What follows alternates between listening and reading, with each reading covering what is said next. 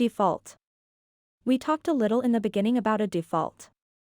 In the event that you think your opposing party is not going to respond either because they are out of the state or they are, MIA or they agree with everything, you can consider filing for a default. If you do that, if you know that you want to file for a default, and this can be a strategic move that you and your spouse or your ex make, then what you needed to do is draft a very specific petition that also includes your parenting plan that says, here's exactly what I want, you serve the other party, you pay your filing fee.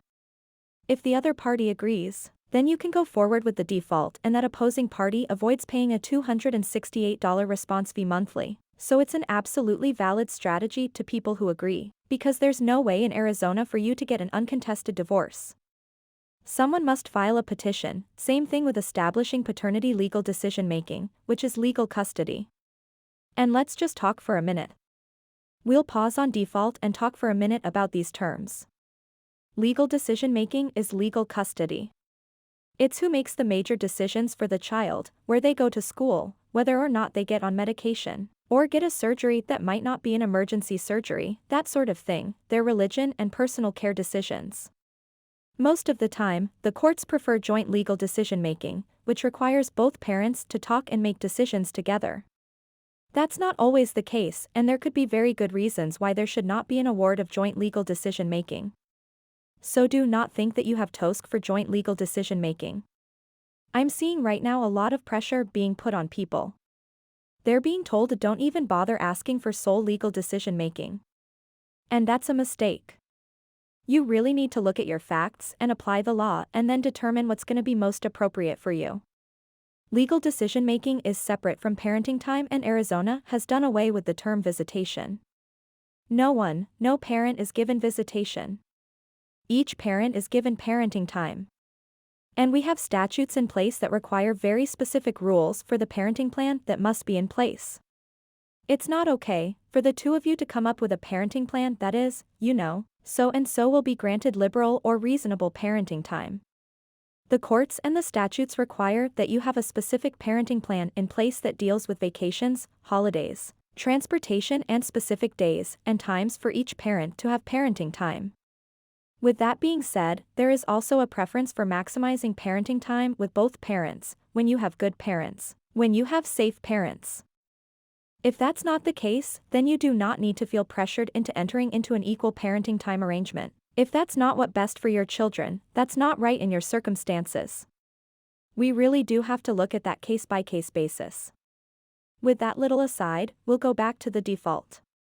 If you have served the opposing party and they have not responded, they have 20 days to respond in Arizona, 30 days to respond if they are out of Arizona, then you can file an application and affidavit for default. They get 10 more days to respond and you serve them with that application and affidavit of default.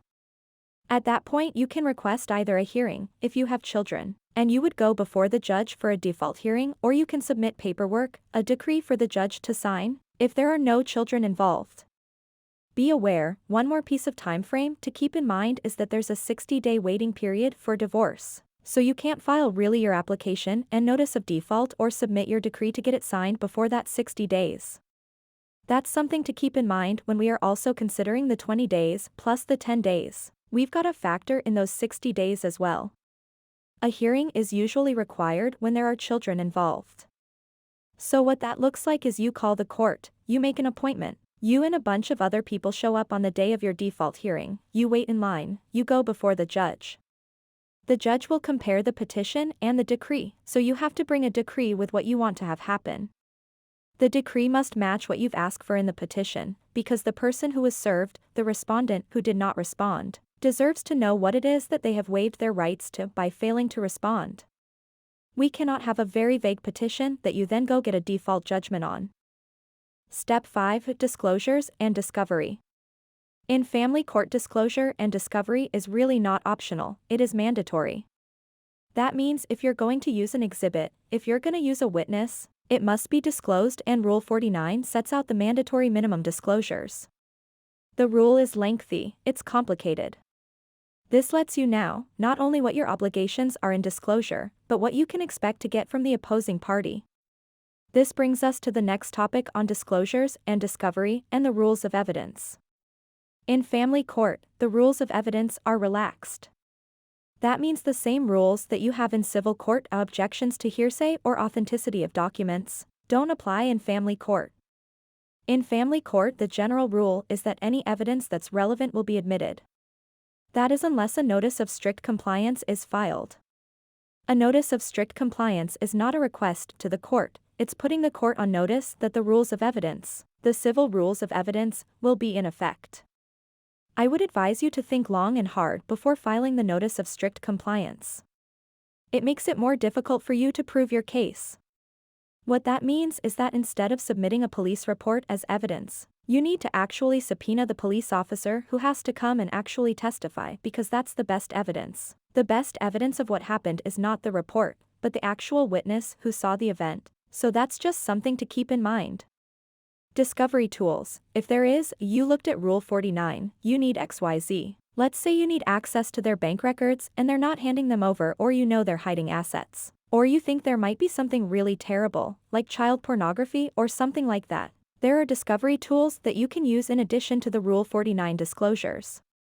The discovery tools are interrogatories, which are questions that are asked and served upon the opposing party. They must answer them within 40 days. There is a set of uniform family law interrogatories that are fantastic. I mean, they are fantastic.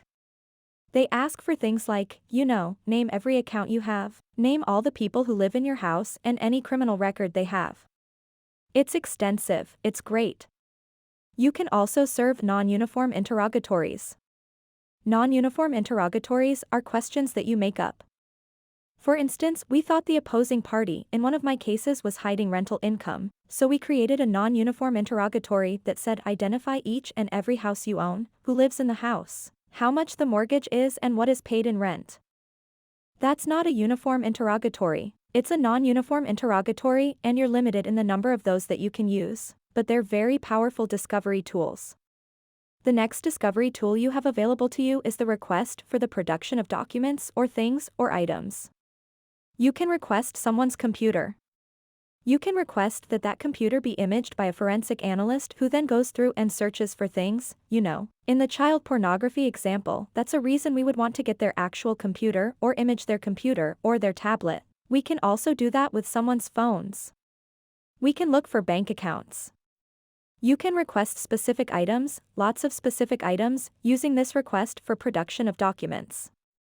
And again, what we'd want to do is think back for a strategy. Think back to what we must prove and then request what we need to using these discovery tools. A request for admissions is a separate document that goes out and says, did you do XYZ? They have to lock down yes or no. And why do you do these interrogatory and these requests for admissions? Because you lock down their answers and you can use this as evidence and you can use it to impeach them. And impeachment means you're proving them a liar, that's what it means.